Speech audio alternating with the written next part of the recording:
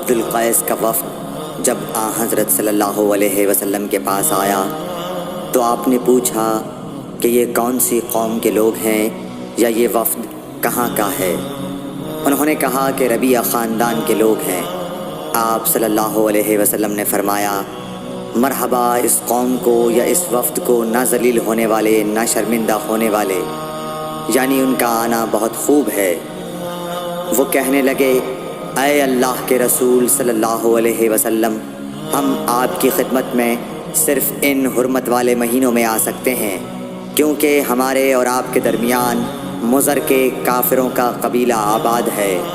بس آپ ہم کو ایک ایسی قطعی بات بتلا دیجئے جس کی خبر ہم اپنے پچھلے لوگوں کو بھی کر دیں جو یہاں نہیں آئے، اور اس پر عمل درآمد کر کے ہم جنت میں داخل ہو جائیں۔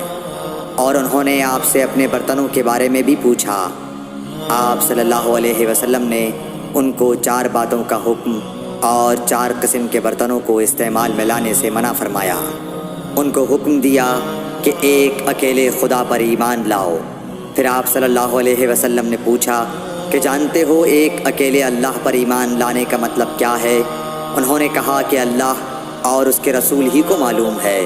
آپ نے فرمایا کہ اس بات کی گواہی دینا کہ اللہ کے سوا کوئی معبود نہیں، اور یہ حضرت محمد صلی اللہ علیہ وسلم اس کے سچے رسول ہیں، اور نماز قائم کرنا اور زکوٰۃ ادا کرنا اور رمضان کے روزے رکھنا اور مال غنیمت سے جو ملے اس کا 5واں حصہ مسلمانوں کے بیت المال میں داخل کرنا، اور 4 برتنوں کے استعمال سے آپ صلی اللہ علیہ وسلم نے ان کو منع فرمایا، سبز لاکھی مرتبان سے اور کدو کے بنائے ہوئے برتن سے، لکڑی کے کھودے ہوئے برتن سے اور روغنی برتن سے، اور فرمایا کہ ان باتوں کو حفظ کر لو اور ان لوگوں کو بھی بتلا دینا جو تم سے پیچھے ہیں اور یہاں نہیں آئے ہیں۔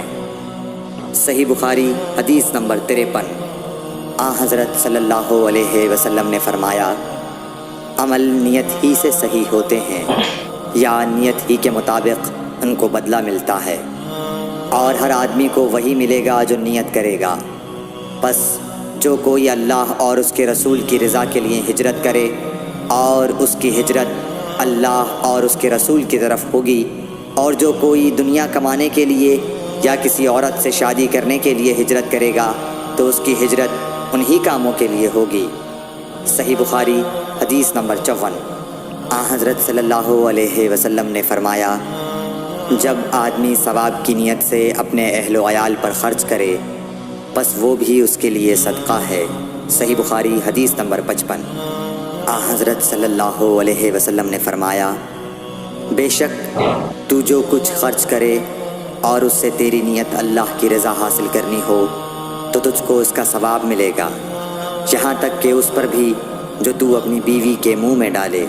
صحیح بخاری حدیث نمبر 56۔ جریر بن عبداللہ رضی اللہ تعالی عنہ نے کہا کہ حضرت صلی اللہ علیہ وسلم سے میں نے نماز قائم کرنے اور زکوٰۃ ادا کرنے اور ہر مسلمان کی خیر خواہی کرنے پر بیعت کی۔ صحیح بخاری حدیث نمبر 57۔ جس دن مغیرہ بن شعبہ حاکم کوفہ کا انتقال ہوا تو جریر بن عبداللہ رضی اللہ تعالی عنہ خطبے کے لیے کھڑے ہوئے اور اللہ کی تعریف اور خوبی بیان کی، اور کہا تم کو اکیلے اللہ کا ڈر رکھنا چاہیے، اس کا کوئی شریک نہیں، اور تحمل اور اطمینان سے رہنا چاہیے اس وقت تک کہ کوئی دوسرا حاکم تمہارے اوپر آئے، اور وہ ابھی آنے والا ہے۔ پھر فرمایا کہ اپنے مرنے والے حاکم کے لیے دعائے مغفرت کرو، کیونکہ وہ مغیرہ بھی معافی کو پسند کرتا تھا۔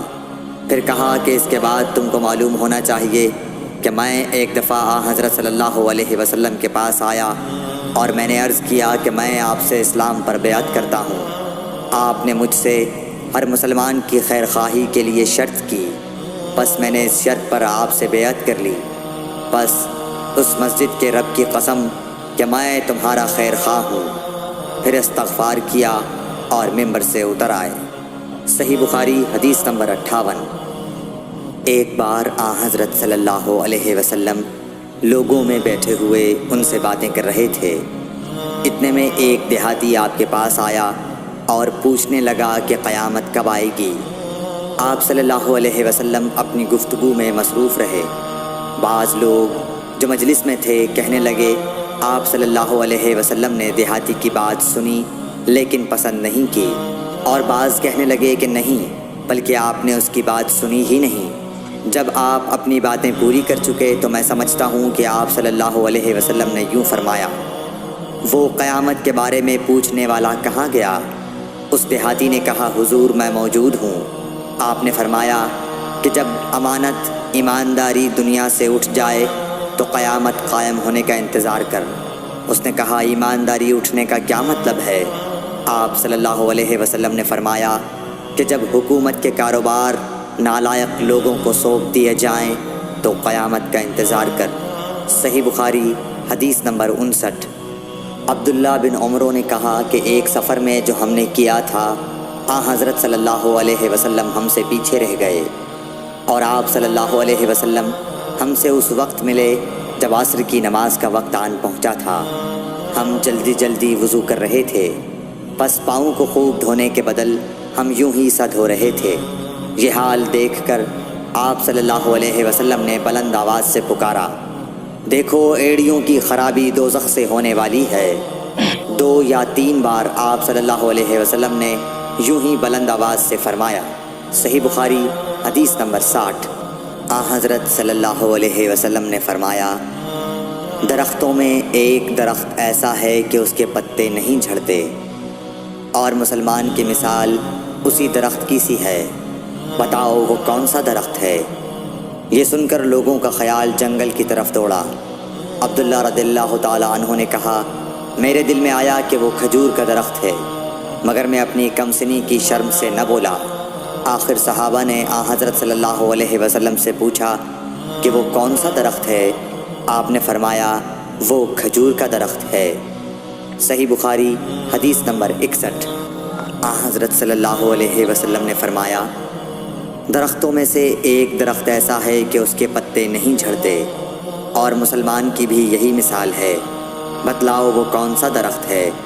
یہ سن کر لوگوں کے خیالات جنگل کے درختوں میں چلے گئے۔ عبداللہ نے کہا کہ میرے دل میں آیا کہ بتلا دوں کہ وہ کھجور کا درخت ہے، لیکن وہاں بہت بزرگ موجود تھے اس لیے مجھ کو شرم آئی۔ آخر صحابہ نے عرض کیا، یا رسول اللہ آپ ہی بیان فرما دیجئے۔ آپ صلی اللہ علیہ وسلم نے بتلایا کہ وہ کھجور کا درخت ہے۔ صحیح بخاری حدیث نمبر 62۔ حضرت صلی اللہ علیہ وآلہ وسلم ایک بار مسجد میں بیٹھے ہوئے تھے، اتنے میں ایک شخص اونٹ پر سوار ہو کر آیا اور اونٹ کو مسجد میں بٹھا کر باندھ دیا۔ پھر پوچھنے لگا، بھائیو تم لوگوں میں محمد کون سے ہیں؟ حضرت صلی اللہ علیہ وسلم اس وقت لوگوں میں تکیہ لگائے بیٹھے ہوئے تھے۔ ہم نے کہا، حضرت محمد صلی اللہ علیہ وسلم یہ سفید رنگ والے بزرگ ہیں جو تکیہ لگائے ہوئے تشریف فرما ہیں۔ تب وہ آپ سے مخاطب ہوا کہ اے عبد المطلب کے فرزند۔ آپ صلی اللہ علیہ وسلم نے فرمایا، کہو میں آپ کی بات سن رہا ہوں۔ وہ بولا، میں آپ سے کچھ دینی باتیں دریافت کرنا چاہتا ہوں، اور ذرا سختی سے بھی پوچھوں گا تو آپ اپنے دل میں برا نہ مانیے گا۔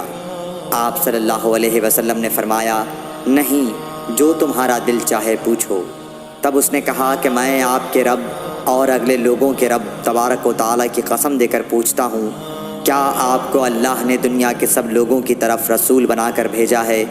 آپ صلی اللہ علیہ وسلم نے فرمایا، ہاں یا میرے اللہ۔ پھر اس نے کہا، میں آپ کو اللہ کی قسم دیتا ہوں، کیا اللہ نے آپ کو رات دن میں 5 نمازیں پڑھنے کا حکم فرمایا ہے؟ آپ صلی اللہ علیہ وسلم نے فرمایا، ہاں یا میرے اللہ۔